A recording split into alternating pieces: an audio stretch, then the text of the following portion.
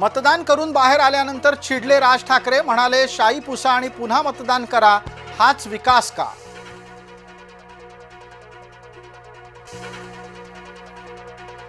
शाई गायब होत असेल तर त्याची चौकशी होईल, भूषण गगराणी यांनी दिले तक्रारीच्या अनुसार चौकशीचे आदेश। मुंबईमध्ये सकाळच्या सत्रात अनेक मान्यवरांनी बजावला मतदानाचा हक्क। नाना पाटेकर त्याचबरोबर सचिन तेंडुलकर सहकुटुंब मतदानासाठी केंद्रावर पोहोचले। सरसंघचालक डॉक्टर मोहन भागवत यांनी महल परिसरामध्ये केलं मतदान। मतदानाच्या निमित्तानं लोकशाही दृढ करण्याचा व्यक्त केला संकल्प।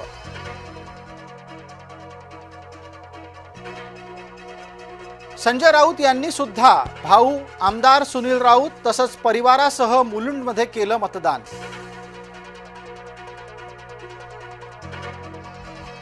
सर्वसामान्यांच्या सह नेत्यांचंही मोठ्या प्रमाणात सकाळच्या सत्रातच मतदान आटोपलं।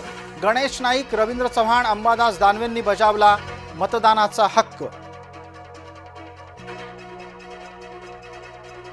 मुंबईत भगवा गार्डला पोलिसांनी रोखलं, बोरिवलीतल्या आयसी कॉलनीमधली घटना।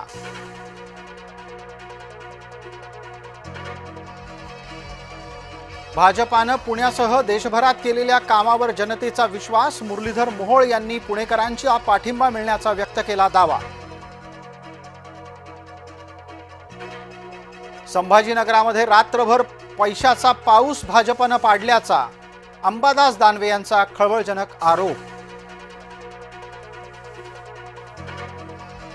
तेजस्वी घोसाळकर मतदान करताना झाल्या भावूक, पतीच्या आठवणीनं तेजस्वी घोसाळकर यांचे डोळे पाणावले। राज्यात अनेक मतदान केंद्रावर मतदान यंत्र बिघडल्याच्या तक्रारी। नागपूर, अमरावती, संभाजीनगरमध्ये बिघडलेल्या मतदान यंत्रामुळे मतदान खोळंबलं। संभाजीनगरच्या प्रभाग क्रमांक 2 मध्ये झाला राडा। पोलीस आणि उमेदवार राजू वानखेडे यांच्यातला वाद विकोपाला। नावाचे बॅच लावून पोलिंग एजंट बसवले, आचारसंहितेचा भाजपा उमेदवारांनी भंग केल्याचा मीरा रोडमध्ये आरोप। ठाण्याच्या काजूवाडीमध्ये बोगस मतदान झाल्याचा आरोप, मतदारानं केली तक्रार।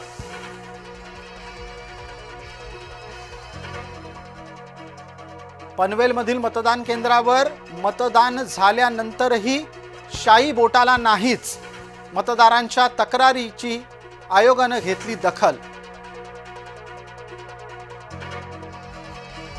धुळ्याच्या प्रभाग क्रमांक 16 मध्ये ईव्हीएम मध्ये जाणीवपूर्वक बिघाड, शिवसेना उमेदवार पार्वती जोगी यांचे आरोप।